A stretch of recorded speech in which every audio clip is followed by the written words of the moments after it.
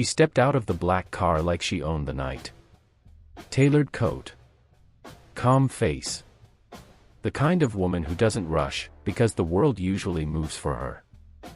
The alley was supposed to be a shortcut. It wasn't. 5 shadows peeled off the walls. Laughter first. Then the sound of boots scraping concrete. One of them blocked her path, too close, smelling of smoke and cheap confidence. "Nice car," he said. "Nice watch." Her hand tightened around her phone. No signal. No driver. No security. For the first time that day, the CEO felt something unfamiliar crawl up her spine. Fear. Across the street, a man stood by a flickering streetlight, loading groceries into a dented sedan. Hoodie. Tired eyes. A little girl strapped into the back seat, swinging her legs, humming to herself. A single dad. Invisible. Forgettable. The gang leader noticed him and smirked. "Mind your business, old man." The dad didn't answer. He quietly closed the trunk. The CEO shook her head slightly, a silent plea she hated herself for making. She'd commanded boardrooms. Fired men twice her size. Negotiated billion-dollar deals without blinking. But here, none of that mattered. One of the guys reached for her wrist. That's when the dad spoke. "Step away from her." Not loud. Not angry. Just, final. They laughed. The leader walked toward him. "Or what? You gonna call the cops? Play hero?" The dad glanced at his daughter. She was watching now. Wide-eyed. Silent. He took a slow breath. "I don't want trouble," he said. "But I will end it." Something in his voice changed the air. The leader swung first. He never saw the counter. It was fast. Clean. The kind of movement you don't learn in a gym. The leader hit the ground hard, gasping. Before anyone else could react, the dad had another one pinned, arm locked, pain screaming through the alley. "Back up," the dad said quietly. They did. All of them. Because they finally understood, this wasn't bravery. This was experience. Seconds later, they were gone. Footsteps fading. Silence returning. The dad checked his knuckles like he was annoyed about a small cut. Then he turned to the CEO. "You okay?" She nodded, stunned. "Thank you," she said. My name is." "Doesn't matter," he replied. He opened the car door for his daughter. Buckled her in. Kissed her forehead. "Daddy, you were scary," she whispered. He smiled softly. "Only when I have to be."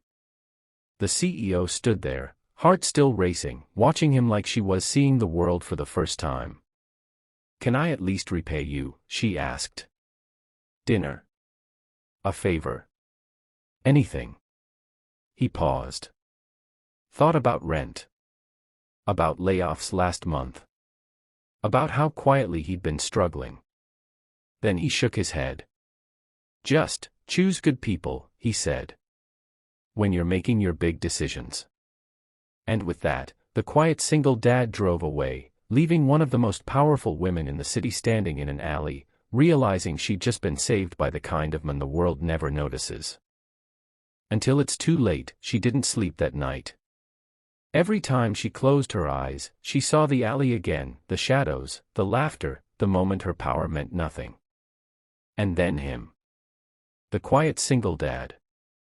The way he stepped forward without hesitation, then disappeared without asking for a name.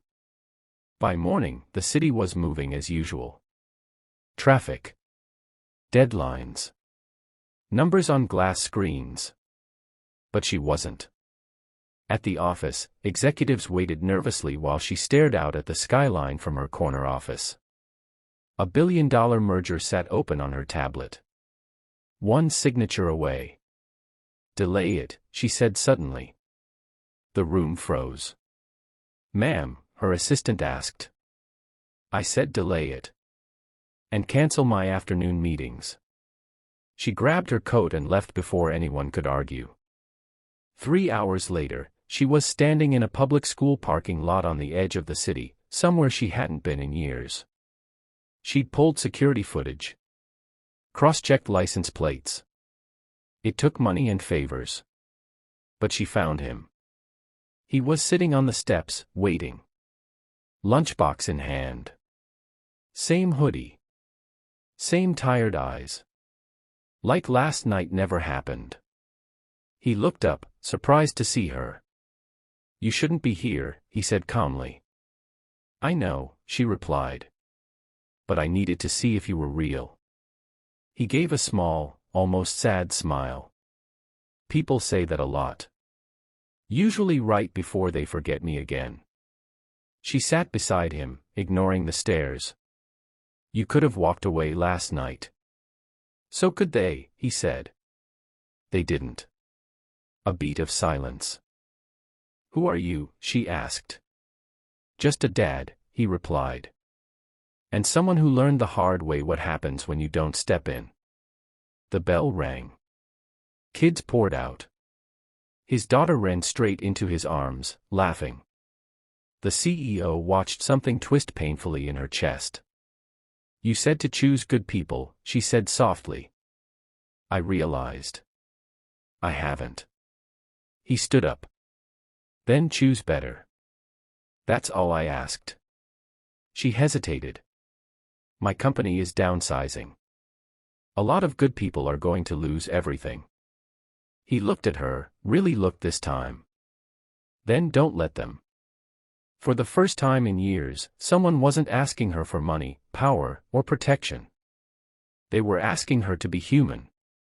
And she knew, whatever decision she made next would change far more than a balance sheet. It would change lives. Including his.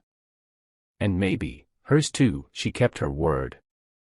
By the end of the week, the downsizing plan vanished from every screen in the building. Executives argued. Shareholders complained. Headlines whispered that the CEO had gone soft. She didn't care. Instead, she asked for names. Not resumes, stories. Who was about to lose a home? Who had kids with medical bills? Who worked late and never complained? One name appeared twice. His. She stared at the file longer than she should have. Not because of the alley. Because of the notes. Night shift security. Former military. Honorably discharged. Single father. No write-ups.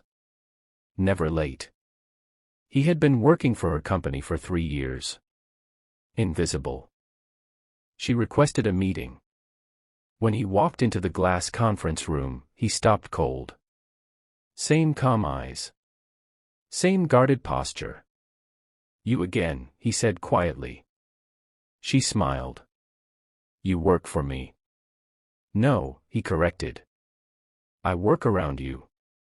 Fair. She slid the file toward him. Why didn't you ever say anything? About the layoffs. About needing help. He didn't sit. Because good men don't beg.